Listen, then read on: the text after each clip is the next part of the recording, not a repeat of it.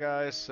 After a long time, I finally managed to get something done again. Unfortunately, things are a bit hectic at work at the moment, so I haven't had much time. I apologize for that. That's why today it's just a small project. I found some leftover resin in my rummage box and wanted to improve my painting technique with a brush. So I decided to build a small vignette out of it. Today we will start by painting the resin casting.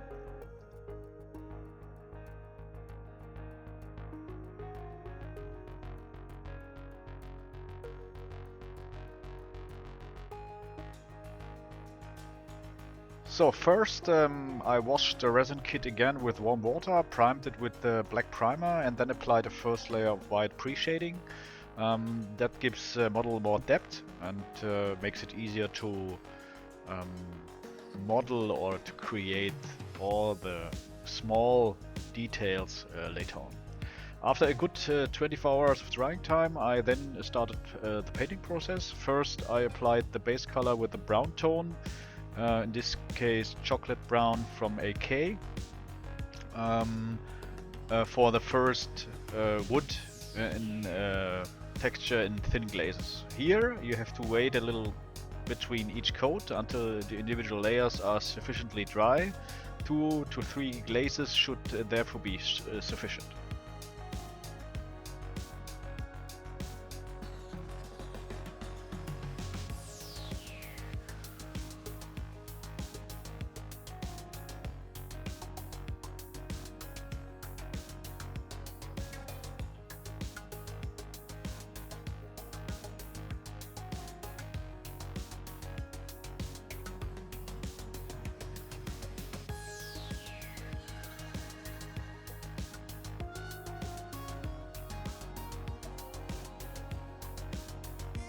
I did the same with the barrel and the tops.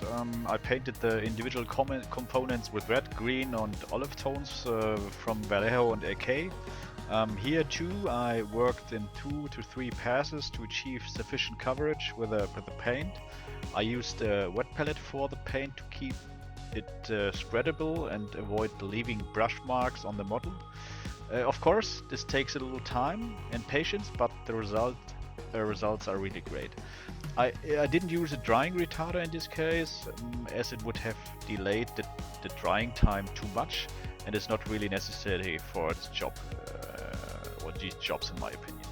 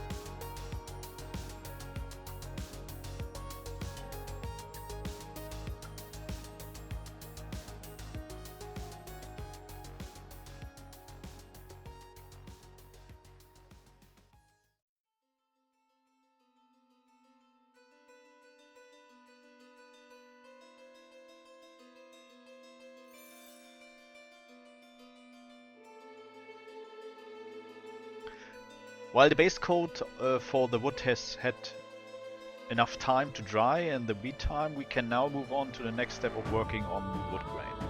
To do this, I also use the wet palette and AK basic wood color to bring out the grain. Take a 2-0 brush or smaller and start working out the grain with small strokes. The highly diluted paint allows you to create fine brush strokes and model the grain in several passes. It is important to test the brush briefly on the back of your hand to ensure that there's not too much paint on it and that you can draw a fine line. Here too, you should work patiently and build up the grain according to your wishes. You can also combine the whole thing with other light tones. Wood has so many facets, so all light, beige, gray, brown tones work well here.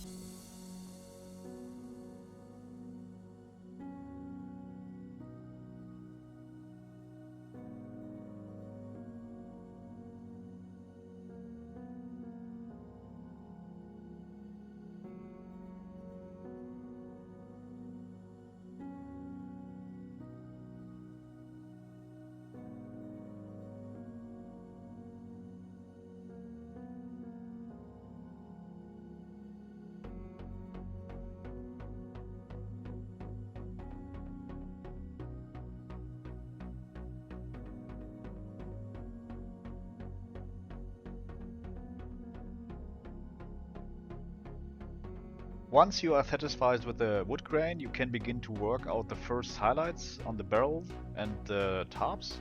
To do this, mix some Iraqi sand from AK into the base color to create different color gradations.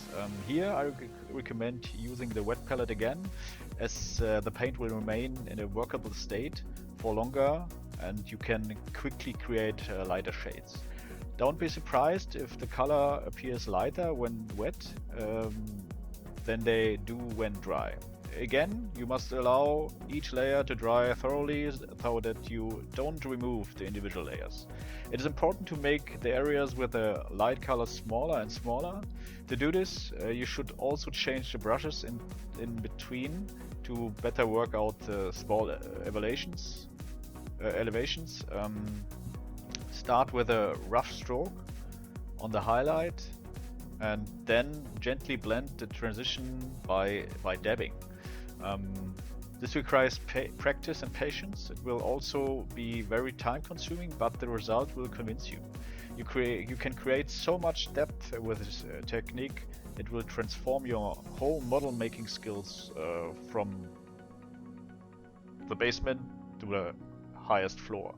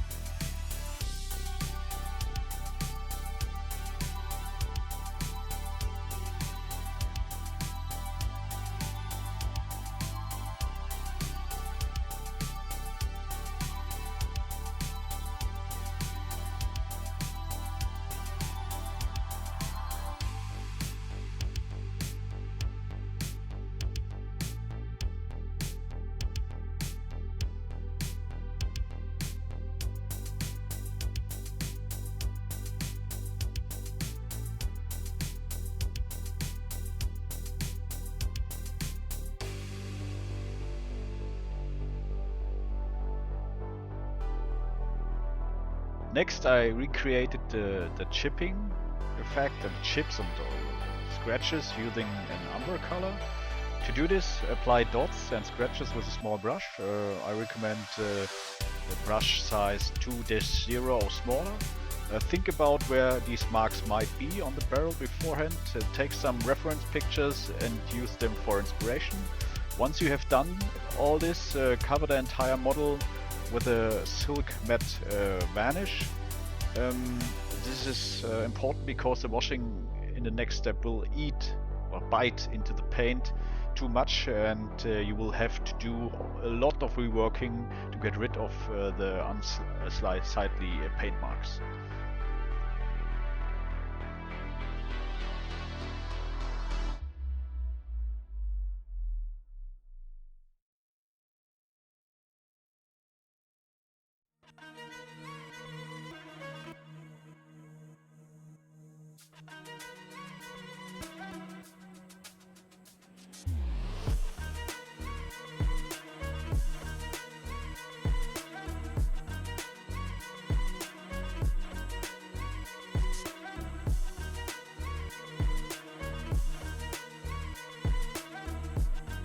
So after allowing it to dry for another 24 hours, you can now begin applying the wash and recreating rust effects with all paints.